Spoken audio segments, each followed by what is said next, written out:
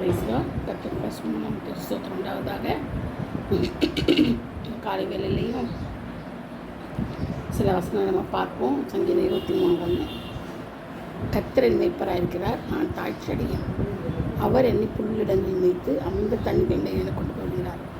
அவர் என் ஆத்மாவை தேற்றி நம்முடைய நாமத்தின் நிமித்தம் நீதியின் பாதை நடத்துகிறார். 1, 2, 3 வசனங்களை பார்த்தோம். இப்போ கர்த்தர் என் மேய்ப்பராக இருக்கிறார், நான் தாழ்ச்சியடையேன். கர்த்தர் என் மேய்ப்பராக இருக்கிறார். இது இதோட வசனம். இது மேய்ப்பர்கள் வரம். இது இந்த டாபிக் மேய்ப்பர்கள் வரம்.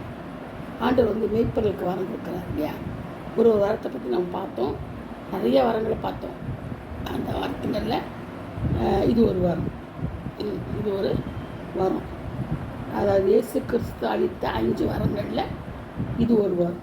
முதலாவது வரம் அப்போஸ்தலர் வரம், 2வது தீர்க்கதரிசன வரம், 3வது சுவிசேஷகன் வரம். நம்ம 3 சுவிசேஷகன் அதிலே பார்த்தோம். இப்போ 4வது வரத்தை பார்க்க போகிறோம். மேய்ப்பன் வரம், மேய்ப்பர்களுடைய வரம். சரிங்களா? மேய்ப்பன் வரம் பார்க்கலாம். அதான் கர்த்தர் மேய்ப்பராக இருக்கிறார், நான் தாழ்ச்சியடையேன். எப்போ கர்த்தர் நமக்கு மேய்ப்பராக இருக்கிறாரு? அவர் மேய்ப்பராக இருந்தால் நமக்கு என்ன கவலையே இல்லை. பாதுகாப்பு அதிகம் இல்லையா? சாதாரண ஆட்டுகளுக்கு, ஆடு தொழுவத்துக்கெல்லாம் ஒரு மேய்ப்பர்கள் உண்டு. அந்த மேய்ப்பர்கள் எல்லாம் ஆண்டவர் ஆடுகளை மேய்க்கிறதுக்கும் எல்லாத்துக்கும் வச்சுருப்பார். அவங்க ரொம்ப கண்காணியணும். ஆனால் ஆடுகள் போகும்போது முன்னாடியே போவாங்க, இல்லை சில சமயம் முன்னாடி போவாங்க, ஆடுகள் பின்னாடியே போவாங்க. மேய்ப்பரின் குரலை ஆடுகள் கேட்கும். அதுங்களுக்கு நல்லா தெரியும். மேய்ப்பரின் குரலுக்கு எங்கே இருந்தாலும் அந்த சத்தம் அவன் கூப்பிட்டானா உடனே ஓடும். அது அவன் ஒரு பேர் சொல்லி கூடுவான், அந்த பேருக்கு ஓடும். எல்லாமே லைனாக ஓடும் பாருங்க, மந்தையா. ஏன்னா மேய்ப்பரின் குரலுக்கு பழக்கப்பட்ட குரல். அதனால தான். ஏன்னா அதுக்காக அவன் கேர் எடுக்கிறான். அதுக்கு இடம் கொடுத்து, அதுக்கு சாப்பிட கொடுத்து, அந்த சாணிங்கள்லாம் அள்ளி போட்டு அதை சுத்தம் பண்ணி குளிப்பாட்டி எல்லாம் பார்த்துக்கிறதுனால, மேய்ப்பனுடைய அக்கறையான காரியங்கள்னால ஆடுகளுக்கு என்ன தெரியும்? தன்னுடைய மேய்ப்பன் தான் அப்படின்னு தெரியும். அதனால் அவன் பேச்சு தான் அது கேட்கும்.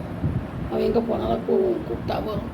அவன் போய் மேய்ஞ்சிட்டு வாங்கன்னா போய் மேய்ஞ்சிட்டு வரும், தொழுவத்துக்கு வந்துடும்.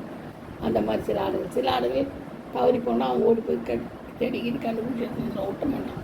அதை மேய்ப்பனுடைய அக்கறை ஆடுகள் மேலே அவன் ரொம்ப மிகுந்த கருத்துன்னு இருக்கான். 100 ஆடு இருக்குது, ஒரு ஆடு தொலைஞ்சு போகணும், என்ன செய்வான்? அதை அவன் போய் தேடி எடுத்துகிட்டு முள் போதால மாட்டிருந்தா கூட எடுத்து வச்சுருவான்.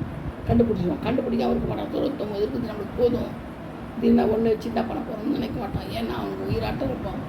ஏன்னா ஆடுகள் தான் அவனுக்கு எல்லா காரியத்திலும் அவனுக்கு பிரயோஜனம் இல்லை. அன்பு அந்த ஆடுகள் நல்லா கரிசனையாக இருப்பான். அதுதான் மேய்ப்பனுடைய வேலை.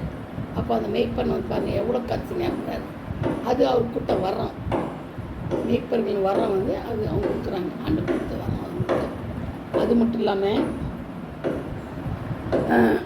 1 சாமுவேல் 17, 31, 32, 33 பார்த்தோம்னா, சாமுவேல் என்ன செய்கிறாரு?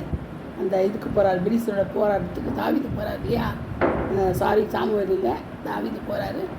சவுல் என்ன செய்கிறாரு? அந்த அவனுடைய இதெல்லாம் 10வது இதெல்லாம் செய்ய சொல்லுவாங்க, வேண்டாம். ஆனால் அவன் கேட்குறதுனால சரி, இந்த பெலிஸ்தனை சவுல் சொல்கிறார் தாவீதை நோக்கி, இந்த பெலிஸ்தனோட எதிர்த்து யுத்தம் பண்ணணும்னால ஆகாது. நீ இளைஞன், அவனோ தன் 10 வயது யுத்த வீரன். அவன் அப்போ தந்து யுத்த வீரன், இவன் சின்ன பையன். அப்போ சவுல் என்ன சொல்கிறார்? தாவீது என்ன சொல்கிறார் சவுல்கிட்ட? உன்னுடைய அடியான் என் தகப்பனுடைய ஆடுகளை மேய்த்து கொண்டிருக்கிற போது ஒரு விசை ஒரு சிங்கமும் ஒரு விசை ஒரு கரடியும் மந்தையில் இருக்கிற ஒரு ஆட்டை பிடித்து கொண்டது. நான் அதை தொடர்ந்து போய் அதை வாடித்து அதை வாய்க்கு தப்பி வைத்தேன். அது என்னால் பாய்ந்த போது நான் அதன் தாடியை பிடித்து அதை அடித்து கொன்று போட்டேன். அந்த சிங்கத்தையும் அந்த கரடியை உங்களுடைய அடியானாகி நான் கொன்றேன். வித்துச்சரவன் இந்த பெலிஸ்தனும் அவர்கள் ஒன்றை போல் இருப்பான். தீவனுடைய என்னுடைய சேனைகளை நீங்கித்தானே நான் பாருங்கள். ஒரு மனுஷன் தாவீது சின்ன பையன், அவன் என்ன செய்கிறான்? ஆடுகளுக்காக கரடியும் சிங்கத்தையும் என்ன செய்கிறான்? கொள்கிறான்.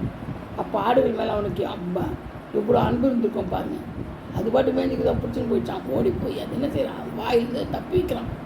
வாயில் கவர்ந்து தப்பி வைக்கிறது முடியுமா? ஒரு சிங்கத்தின் வாயில் ஒரு ஆடு மாட்டிச்சுன்னா தப்ப வைக்க முடியுமா? யாராலையும் முடியாது. ஆனால் அவன் என்ன எப்போ ஸ்பீடாக வச்சுருப்பான் பாருங்கள். போய் இந்த சிங்கத்தை கொன்று அதே மாதிரி கரடியை கொண்டு போட்டான், வாயை கிழிச்சு போட்டான். அப்போ பாருங்கள் அவன் எவ்வளோ ஒரு பலசாலி மட்டும் இல்லை, ஆண்டோடைய அனுகிரகம் அவனுக்கு இருக்குது. அப்போ மேய்ப்பனுக்கு என்ன வேணும்? ஆண்டோடைய அனுகிரகம் வேணும், ஆண்டோடைய தயவு வேணும், இரக்கம் வேணும். அப்போ தான் அவனால் செய்ய முடியும், ஆடுகளை காப்பாற்ற முடியும். அது ஒரு வரம், அவனுக்கு கொடுக்கப்பட்ட வரம். ஆடுகளுக்காக அவன் கரிசனப்படுறது ஒரு பெரிய வரம். அது கிழிச்சு போட்டனே இந்த பெரிசனைக்கு மாத்திரம் அவன் ஜீவன தேவனை நிந்தித்தானேன்றான். ஒரு ஜீவனில் தேவனை நிந்தித்ததுக்கு அவனுக்கு எவ்வளோ ரோஷம் ஆகுது பாருங்கள். இப்போ பாருங்கள் ஆண்டவர் மேலே அவன் எவ்வளோ அன்பு வச்சுருக்கான் தாவீதுன்னு. ஜீவன தேவனுடைய அன்பு அவனுக்குள்ளே எப்படி கோயில் தொட்டி எடுத்து பாருங்க. அவன் சொல்கிறான் ஜீவன தேவனுடைய நான் நிந்தித்தானே நாமத்தை சொல்கிறான். அதனால் பாருங்கள் எவ்வளோ இதெல்லாம் இருக்கு. அதே மாதிரி 1 சாமுவேல் 17:47 கூட பாருங்கள், கர்த்தர் பட்டயத்தினால் ஈட்டினால் வச்சுக்கிறவரில் என்று ஜனக்கூட்டமெல்லாம் அறிந்து கொள்ளணும். யுத்தம் கர்த்தருடையது, அவர் உங்களை எங்கள் கைகளில் ஒப்பு கொடுப்பார் என்றான். பார்த்தீங்களா, யுத்தம் கர்த்தர் பட்டயத்தால் ஈட்டியால் ரட்சிக்கிறவர் அல்ல. பார்த்துக்கோங்க. அப்போ ஆண்டவர் எதெல்லாம் ரட்சிக்கிறாரு? ஈட்டில் இல்லாமல் எதை ரட்சிக்கிறாரு? யுத்தம் கர்த்தருடையது. எதில் ரட்சிக்கிறார்? அவருடைய இரக்கத்தினால், அவருடைய இந்த மீட்பனை கொடுத்த வரத்தினால். அது மட்டும் இல்லை, பட்டயத்தால் ஈட்டியால் மட்டும் ரட்சிக்கிறார்ல, இந்த ஜனங்கள் கூட்டம் அறிந்து கொள்ளும் யுத்தம் கர்த்தருடையது, அவர் உங்களை என் கையில் ஒப்பு கொடுத்தாருன்னு சொல்லிட்டு என்ன செய்யறான்? ஓடி போய் பெலிஸ்தீன் முன்னே ஓடி அடப்பையை போட்டு ஒரு கல் எடுத்து காலையில் கட்டி விட்றான். நெத்தியில் பட்டு எரிஞ்சு அவன் நெத்தியில் பட்டு அவன் தலையில் குப்புற வேணாம். அதுக்கப்புறம் ஓடி போய் மேலே ஏறி என்ன செய்கிறான்? தலையை வெட்டினான். அவ்வளோ பேர் பெலிஸ்தீன் ராட்சத்தை மாதிரி இருப்பான். இவனோட 4 மடங்கு உயரம், 5 மடங்கு உயரம். அவ்வளோ பேர் ராட்சசனே ஒரே ஒரு கல் காவல் நிறுத்திட்டாப்போ பட்டயத்தினால வீட்டில் மட்டும் ஆண்டவர் ரட்சிக்க மாட்டார். எதை கொண்டாலும் ஆண்டவருக்கு ரட்சிப்பதுக்கு திராணி இருக்குது. எதை கொண்டாலும் ஆண்டவர் செய்வார், ரட்சிப்பார். அதுதான் நம்ம பட்டயக்கு தான் நமக்கு வேணுன்றது கிடையாது. ஆண்டவருக்கு எல்லாமே எது வேணாலும் செய்வார். ஆண்டவர் ஏதாவது செய்ய முடியாதது ஒன்றுமே கிடையாது. எதை கொண்டு நான் ரட்சிக்கிறதுக்கு அவருக்கு வாய்ப்பு உண்டு, திறமை உண்டு. அது மட்டும் இல்லை, கிருபை உண்டு. அவர் கத்தர் இல்லையா? எல்லா காரியங்களும் செவ்வையாகி முடிப்பார். அதனால தான் என்ன செய்தார்? அடித்து போட்டார். சிங்கத்தின் வாய் அதே மாதிரி பாருங்கள், சிங்கத்தின் வாயை கூட கட்டுவார் ஆண்டவர். என்ன அதில் செய்யும்? கடிக்காதபடி சிங்கத்தின் வாயை கூட கட்டிடுவார். அது மட்டும் இல்லை, ஒரு விஷயம் வந்து இவன் போனான், சிம்சோன் போவன் கூட என்ன செய்ய சிங்கத்தை கிழிச்சு போட்டான் தாடை இரும்பில். அதே மாதிரி தானியல் குகையில் இருக்கும்போது சிங்க கேபியில் இருக்கும்போது சிங்கத்தின் வாயை ஆண்டவர் கட்டி போட்டார். அவர் ஆடுகளுக்கு மட்டும் இல்லை, ஆண்டவர் வந்து ஆடுகளுக்காக மட்டும் பரிதவிக்க மட்டும் இல்லை, எல்லாருக்காகவும் ஆண்டவர் பரிதவிக்கிறது மட்டும். சரியா? ஆனால் மேய்ப்பர்களுக்கு என்ன செய்கிறார்? அந்த வரத்தை கொடுக்குறாரு. மேய்ப்பர்களுக்கு அந்த வரத்தை கொடுக்குறாரு. யாத்திராகம் பார்த்தீங்கன்னா, யாத்திராகத்தில் ஒரு வசனம், யாத்திராகம் 7:2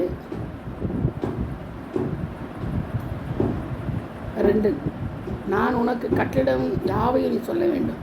பார்வோன் இஸ்ரவேல் புத்திரர் தன் தேசத்தை அனுப்பி உன் சகோதரன் ஆரோன் இடத்துல போகட்டும். ஆரோன் போய் பேசிட்டோன்றாரு. அந்த போய் அந்த ஜனத்தின் மேலே என்ன செய்யணும்? பார்வோன் இழுத்து கடிச்ச எகிப்தின் நடையாளங்களை மிகுதியாக நடப்பிப்பேன்றார். அவரால் செய்ய முடியும், மிகுதியாக நடப்ப முடியும். யார் இப்போது கட்டளை யாவையும் சொல்ல வேண்டும்? பார்வோன் புத்திரர்.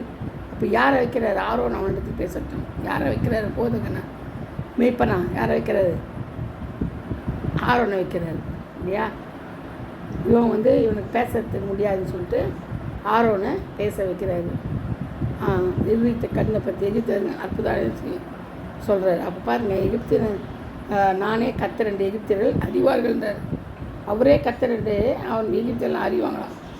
பார்வோடு பேசும்போது மோசேக்கு 80 வயது, ஆரோனுக்கு 83 வயது. ஆரோன் தான் பெரியவர்.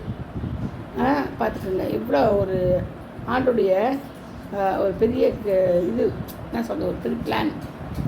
அந்த பிளான் படி என்ன செய்கிறாரு? ஆரோனையும் மோசையும் வழிநடத்துகிறாரு. அது மெய்ப்பனா அவன் இருக்கிறான். யார் இப்போ மெய்ப்பனா வேலை செய்கிறான் அவன். சரிங்களா? அதே மாதிரி அப்போஸ்தலர் அப்போஸ்தலர் 18:1. அப்போஸ்தலர் 18:1.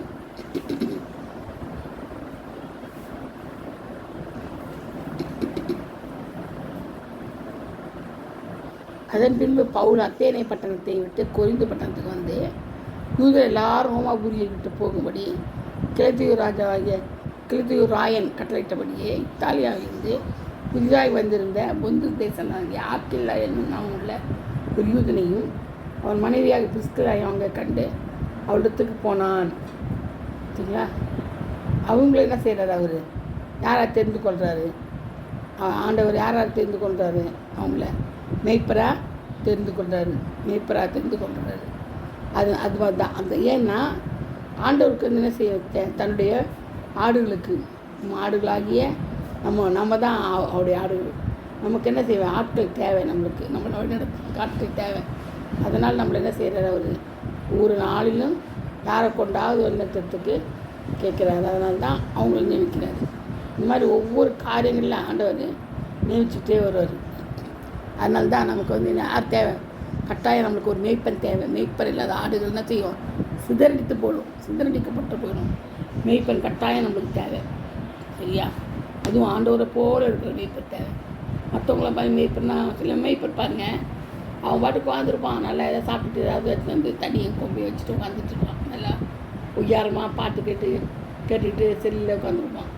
இந்த ஆடு பாட்டு எங்கேயோ திரிஞ்சிட்டு கிடக்கும். எங்கேயோ நெஞ்சிக்கிஞ்சு சிலது காண போயிடும், சிலது அப்படியே வேறு ஊருக்கு போயிடும், சிலது எவனா கூட்டு போயிடுவான் எனக்கு தெரியாமல். அப்புறமா சாயங்காலமாக பார்த்தா தான் ஐயோ குறையுது கற்றுவான். அந்த மாதிரி மேய்ப்பர்கள் இருக்கக்கூடாது. ஆடுகளை கண்காணிக்கும் மேய்ப்பர்களாக இருக்கணும். கருத்தாக பார்க்குற மேய்ப்பராக இருக்கணும். ஒரு ஹவருக்கு ஒரு தடவை நம்ம அப்பப்போ போய் ஆடுகளை எங்கே இருக்குது, எத்தனை இருக்குது, என்னைக்குது பார்த்துக்குது.